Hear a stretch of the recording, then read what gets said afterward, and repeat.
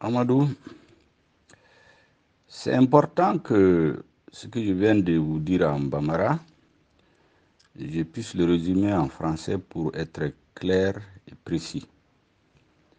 Nous sommes dans une phase très sensible de la vie politique où il est nécessaire d'éviter la confusion, l'intox et les fake news. Concernant les rumeurs qui circulent, disons les informations qui circulent sur la rencontre entre l'imam Mahmoud Dicko et le président Ibeka. De quoi s'agit-il? Le samedi 12 juin 2020, l'ancien président de la République du Mali, le général Moussa Traoré, a souhaité rencontrer l'imam Dicko, qui est en quelque sorte l'autorité morale des M5 RFP, accompagné du président de séance des différentes réunions du RFP, M5 RFP. L'imam Dicko et moi-même, Shogel Kokala Maïga, nous sommes rendus à l'invitation du général Moussa Traoré. Nous y sommes arrivés à 20h30. Il nous dit qu'il a aussi invité le président de la République, Ibrahim Boubacar Keïta. À 21h, Ibrahim Boubacar Keïta est arrivé accompagné du Premier ministre Boubou Sissi. Il a indiqué que le Premier ministre l'accompagne pour suivre ce qui va être décidé, prendre des notes à l'effet de lui permettre de donner une suite aux différentes discussions. Le président Moussa Traoré a introduit le débat en disant ceci, qu'après avoir dirigé le pays pendant de longues années, vu son âge, il a aujourd'hui 84 ans, il souhaite quitter ce monde un jour en laissant le Mali en paix et uni. Le fait que les fils du Mali se déchirent le préoccupe et lui donne beaucoup de soucis. Il a le souci qu'il n'y ait pas d'affrontement entre les Maliens. Qu'il a appelé l'imam Dicko et le président Ibrahim Boubacar Keïta comme étant leurs grands frères à l'africaine pour leur dire ceci. Il ne les a pas appelés pour faire l'arbitre. Il ne les a pas appelés pour faire le médiateur. Il ne les a pas appelés pour dire qui a tort, qui a raison. Il les a appelés pour leur dire ceci, qu'ils ont tous une grande responsabilité aujourd'hui face au peuple malien et à l'histoire. Tous les malentendus, tous les conflits, tous les désaccords finissent toujours autour de la table de dialogue et de négociation. Donc son souhait serait qu'avant que l'irréparable ne soit commis, il souhaite que les Maliens se parlent. Que le président Ibrahim Boubacar Keïta et ceux qui le contestent se parlent. Parce que de toutes les façons, que ce soit avant, pendant ou après, ils finiront toujours par se parler. Et même si d'aventure, quelqu'un sort vainqueur d'un bras de fer, il sortira affaibli et ce n'est pas bon pour le Mali. Une fois cette introduction faite, il a passé la parole à l'imam Dicko, qui m'a passé la parole en précisant que lui, il n'est pas le leader, comme on dit, l'organisateur de cette contestation.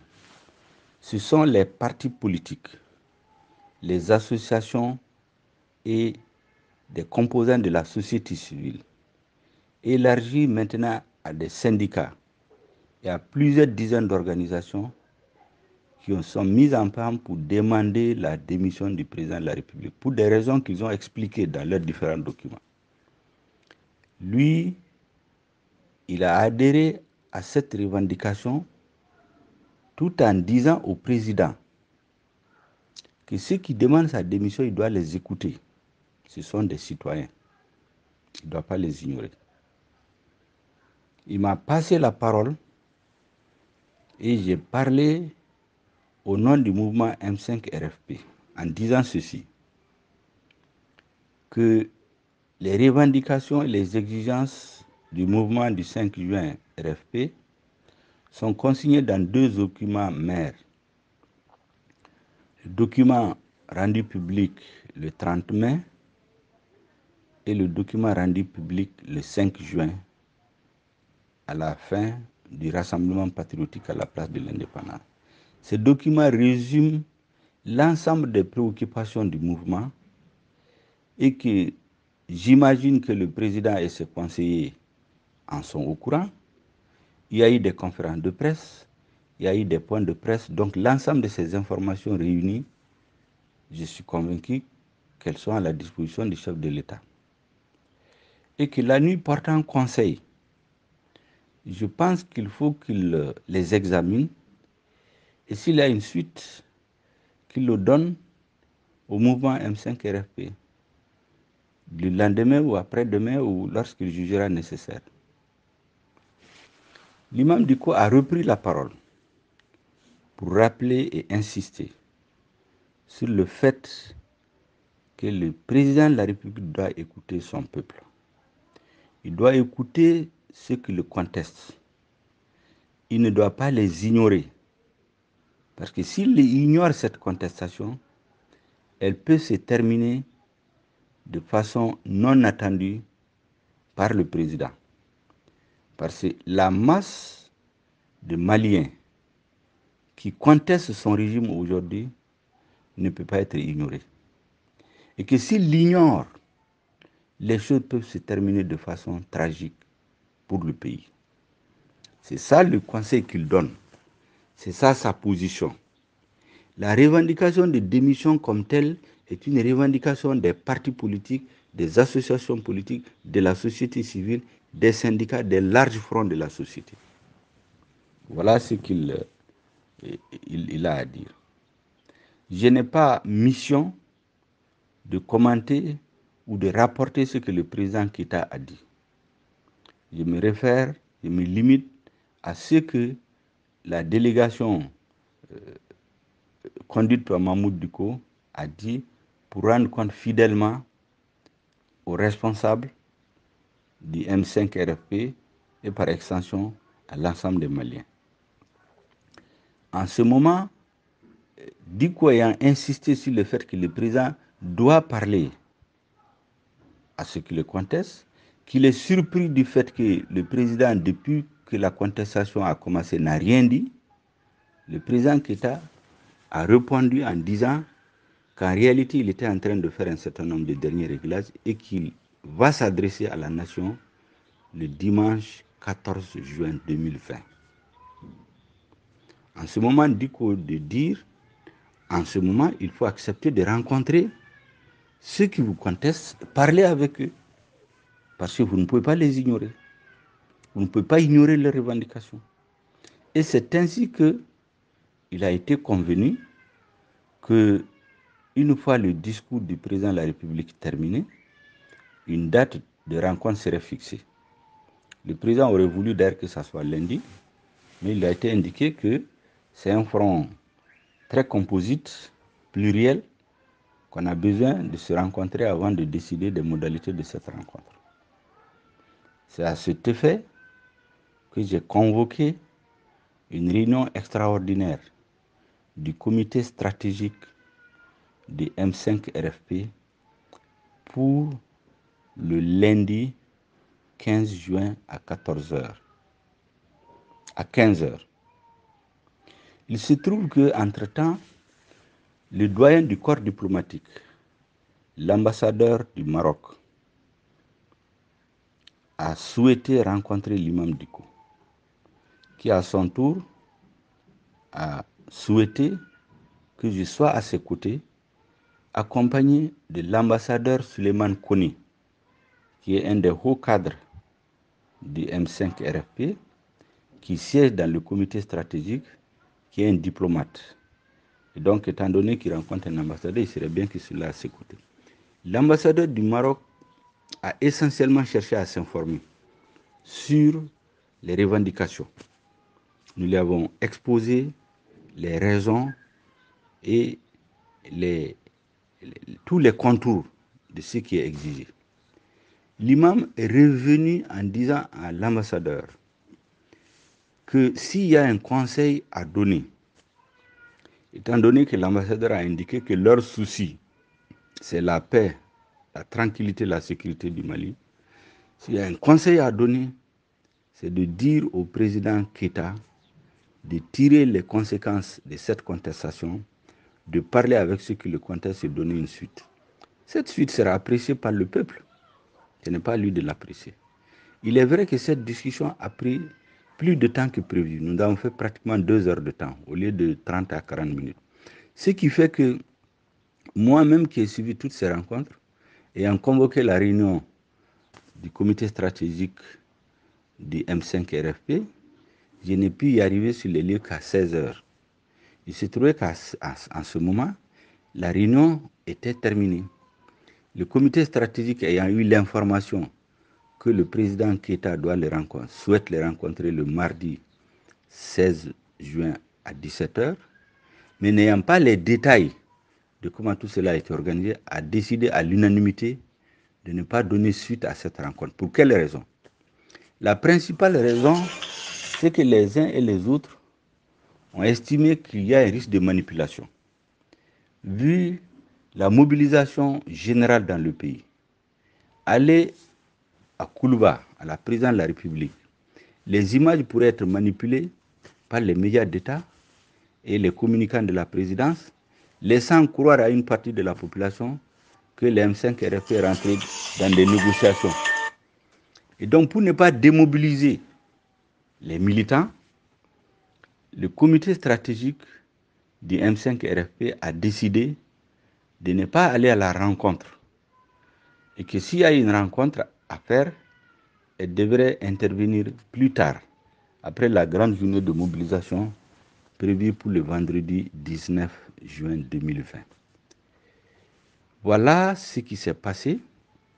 L'équipe ayant décidé cela, une délégation a été envoyée chez l'imam Dicko pour lui expliquer les fondements de cette décision. Il va sans dire qu'il y a un petit malaise, parce que tout compte fait, c'est à la suite de l'échange avec le président Keïta que ce rendez-vous a été fixé. Mais ce qui n'a pas été apprécié, ni par la direction du M5 RFP, le comité stratégique, ni par l'imam Dicko, c'est que le président Keïta, dans les médias, a présenté le sujet comme étant une demande de la société civile, des organisations qui se sont proposées médiatrices. Que c'est à la demande de ces organisations qu'il va rencontrer toutes les parties, y compris les M5 RFP. Nous avons constaté aussi qu'il a commencé par rencontrer la société civile et les partis qui lui sont favorables. Donc c'est après les avoir tous rencontrés qu'il est censé rencontrer le M5 RFP. Ce qui donne l'impression qu'en réalité, il y a des manœuvres politiques derrière. Parce qu'en fait, il n'est pas en conflit avec sa majorité, il n'est pas en conflit avec la société civile qui le soutient. Donc, il s'est posé au niveau du comité stratégique du RFP des questions qui sont restées sans réponse. Pourquoi sa communication a présenté les choses d'une façon contraire à la réalité des faits? Parce que le discours à la nation, c'est vrai, il en avait l'initiative, mais les rencontres avec les M5, c'était à l'exigence de l'imam Dicko. Présenter tout cela comme étant le résultat d'une concertation entre lui et ses partisans politiques et de la société civile a intrigué la direction de M5 RFP. Et c'est pour cela que la décision a été prise de ne pas aller à la rencontre du 16 juin. Toutefois, une délégation, comme je l'ai dit, s'est rendue auprès de l'imam Dicko pour lui expliquer, qui a dit ceci. Lui, il n'a pas initié ce mouvement. Il est une sorte d'autorité morale parce qu'il voit ce qui se passe dans le pays. Si la majorité des dirigeants du M5 RFP, à l'unanimité, pour des raisons qui leur sont propres, parce que ceux qui sont sur le champ politique, c'est eux qui peuvent comprendre les risques.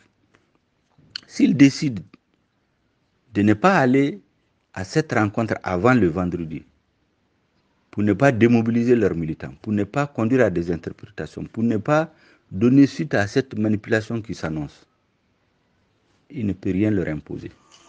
Il leur demande juste de tenir compte du fait qu'il y a quand même des engagements qui ont été pris, d'aller réfléchir, de décider librement et donner la suite au président de la République. Voilà ce qui s'est passé. Tout autre commentaire ou interprétation qui sera fait n'est pas fondé. C'est important que ces précisions-là soient données. Merci bien.